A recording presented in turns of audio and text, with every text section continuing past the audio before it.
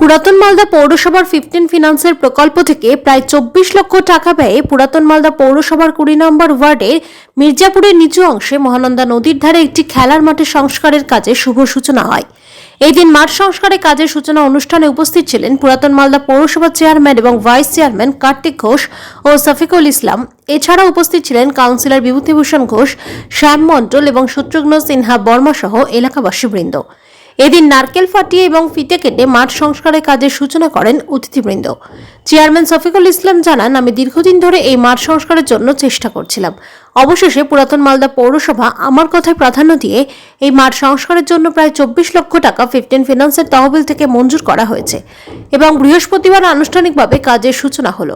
প্রথম ধাপে মাঠের সংস্কার করার পরে পরবর্তীতে এলাকার ছেলে মেয়েদের খেলার জন্য মাঠের সম্পূর্ণ পরিকাঠামো ঢেলে সাজানো হবে।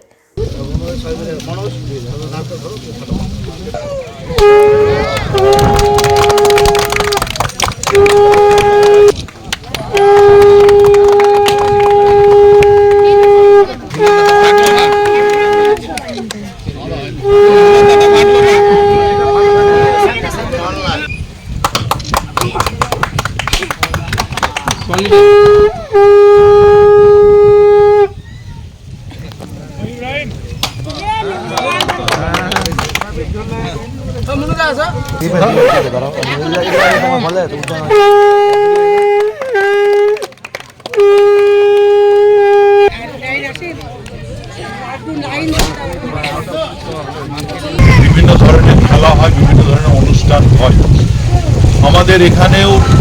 পাশাপাশি আগেও একটা মাঠ আছে বোধহয়। এই এলাকার মানুষ এখানে সকাল বিকাল বয়স্ক মানুষ থেকে শুরু করে যুব ছেলেমেয়েরা, ছোট ছেলেমেয়েরা, তারা এখানে বিভিন্ন ধরনের খেলাধুলো করবে। সেই স্বপ্ন বাস্তবায়িত হতে চলেছে।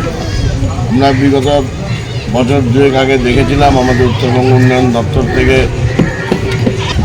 ভাতৃপতি শফিকুল ইসলাম, আমাদের অভিভাবক